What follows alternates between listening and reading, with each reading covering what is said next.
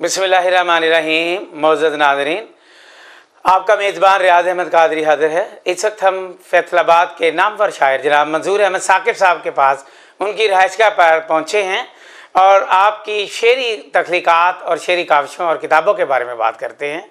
आपकी जो किताबें अब तक शाये हो चुकी हैं उनमें जुगनू तुझे तलाश करें 2010 में, नया सूरज निकलता है 2005 में, 2010 में नया सूरज निकलता है, आवाज़ खुशबू 2015 में, और एक ताबीर ख्वाब चाहती है 2020 में ये किताबें शाये हुई हैं।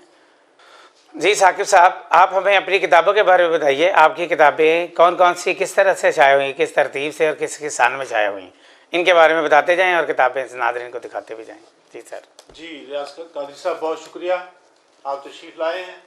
मैं गुजारिश करूंगा कि मेरी पहली किताब जुगनू तुझे तलाश करें 2005 में आई है और ये लाहौर से शाये कराई गई थी।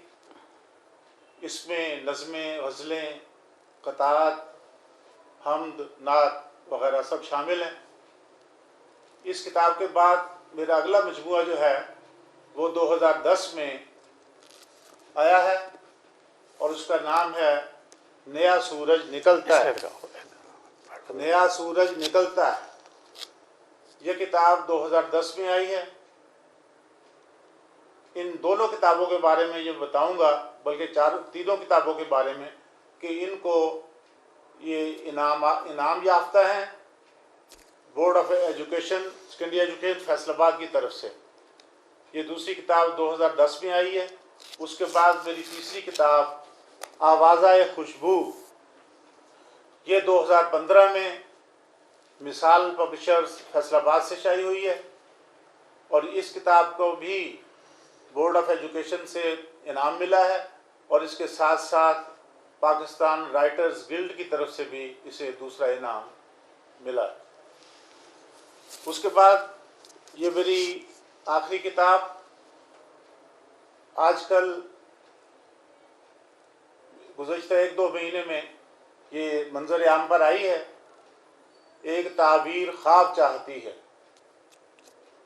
इस किताब में भी मुख्तलिफ मवाद शामिल है, लेकिन इसकी खुसूसियत ये है कि इस किताब में उर्दू रोमन भी दी गई है ताकि हिंदी खान तबका जो है वो इससे इस्तेफ़ादा कर सके, और इसके साथ साथ अंग्रेज़ी खान तबके के लिए, इंग्लिश रीडर्स के लिए इंग्लिश ट्रांसलेशन मौजूद है जो डॉक्टर गुलाम मुर्तज़ा आतिर GC यूनिवर्सिटी फैसलाबाद ने किया है। जी सर, बहुत बहुत शुक्रिया, आपने इन किताबों का तारुफ कराया हमें। हम आपके बहुत शुक्रगुजार हैं कि आज आपने हमें वक्त दिया है और आज के इस प्रोग्राम का हिस्सा बने। बहुत नाज़रीन, आपका मेज़बान रियाज़ अहमद कादरी हाज़िर है। इस वक्त हम जनाब मंजूर अहमद साकिब साहब के पास पहुँचे हैं। मंजूर अहमद साकिब फैसलाबाद के बहुत ही कोहना मश्क और बहुत अच्छा लिखने वाले उस्ताद शायरों में शुमार होते हैं। आप बड़े ज़ीरक, बुज़ुर्ग और दाना अदीब और बहुत ही फ़हीम किस्म के नक़ाद हैं। आपकी उर्दू अदब पर गहरी नज़र है और आपकी 4 किताबें इस क्रेडिट पर हैं आपके जो शाये हो चुकी हैं। जुगनू तुझे तलाश करें, नया सूरज निकलता है, आवाज़ खुशबू और एक ताबीर ख्वाब चाहती है। और एक और बात ज़्यादा खुशी की ये है कि आपके इस सारे वर्क पर और आपकी लाइफ पर MPhil का मुकाला लिखा जा चुका है GC यूनिवर्सिटी फैसलाबाद में और इस पर MPhil की डिग्री अवार्ड की जा चुकी है मंजूर साकिब शख्स व शायर और इनकी शायरी के हवाले से। अब हम जनाब मंजूर साकिब साहब से सवाल करेंगे इनकी अदबी ज़िंदगी के बारे में और इनकी अदबी लाइफ के बारे में और अदबी यादें ताज़ा करते हैं। जी मंजूर साकिब साहब, आप हमें बताइए कि आपने अपनी ज़िंदगी का सबसे पहला शेर कब कहा, आपको कब एहसास हुआ कि आप शायर हैं और शायरी का शौक़ आपको कैसे पड़ा? मैं समझता हूँ कि शायरी या फ़नून लतीफ़ा का कोई भी फ़न इंसान के अंदर मौजूद होता है, उसकी फितरत में मौजूद होता है।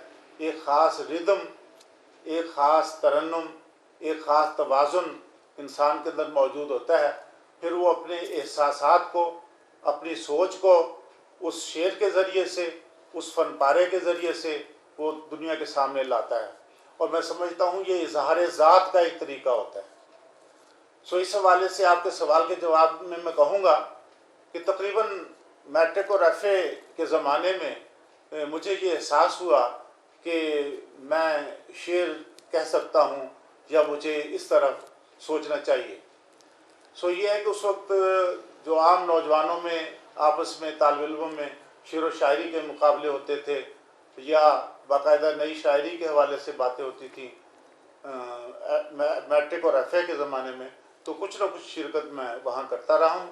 लेकिन यह है कि बीए के ज़माने में कह लें, ग्रेजुएशन में और ग्रेजुएशन के बाद, ग्रेजुएशन करते हुए फैसलाबाद गवर्नमेंट कॉलेज फैसलाबाद से के मुशायरों में भी मैं हिस्सा लेता रहा हूँ और उसके बाद आहिस्ता आहिस्ता ये चीज़ जो है वो पनपती रही है। आपको अपना पहला शेर याद होगा या अपनी पहली गज़ल कोई जो आपने कही? हाँ, वो पहला शेर तो अब याद नहीं है। मुझे याद आ रहा है कि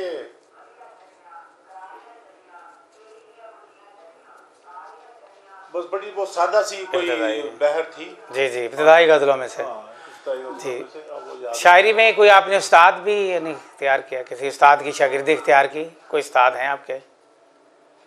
हाँ, इसमें बाकायदा उस्ताद तो कोई मैं नहीं पकड़ सका, हालांकि इसकी ज़रूरत होती है, लेकिन मैं समझता हूँ कि मैं तो जैसे कहते हैं कि चल चल के और ठोकरें खा खा के इंसान जो है वो सीखता है, और अपने से जो बड़े शायर हैं उनके साथ मुकालमा करके, उनके साथ मुज़ाकरा करके मैंने सीखने की कोशिश की है।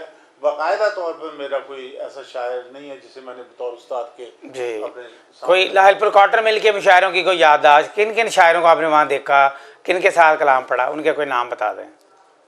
नहीं, लाहिलपुर कॉटन मिल्स के मुशायरों में मैं कलाम तो नहीं पढ़ सका, लेकिन मैं मुशायरे सुनने का मुझे शौक़ था और मैं जाता रहा हूँ। जी जी। उससे जो सीनियर दोस्त थे यहाँ के, वो मेरे ख्याल नुसरत सिद्दीकी साहब ने एक आध दफ़ा शायद शिरकत की हो, या और इसी तरह जो लोग अब जमील रामपुरी वगैरह होते थे, सारे दोस्त, बिस्मिल शमसी होते थे, नुसरत अमरोहवी होते थे, वो लोग अलबत्ता उस मुशायरों में शिरकत करते थे।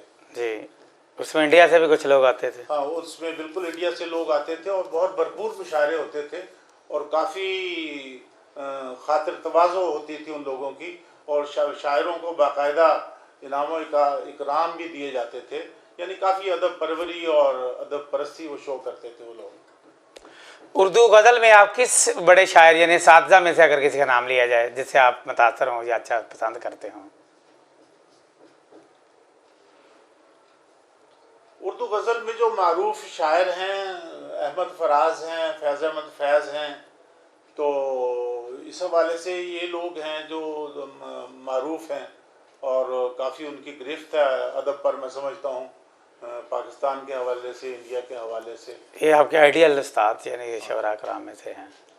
तो मैंने इस हवाले से मैंने ये सोचा है काजी साहब कि मैंने मुख्तलिफ शौरा को थोड़ा थोड़ा पढ़ा है। जी जी।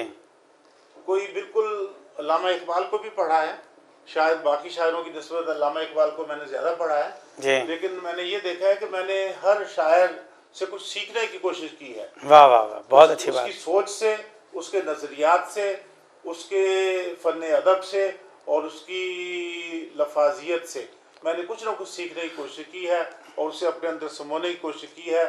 इस तरह मुख्तलिफ लोगों को पढ़कर जब मैं बात करता हूँ या बात कहता हूँ, शेर कहता हूँ, तो मैं समझता हूँ कि वो एक ज़्यादा मुतवाज़न राय मैं अपनी बयान कर पाता हूँ। फैसलाबाद की गज़ल से मुतमईन हैं आप गज़लिया शायरी से?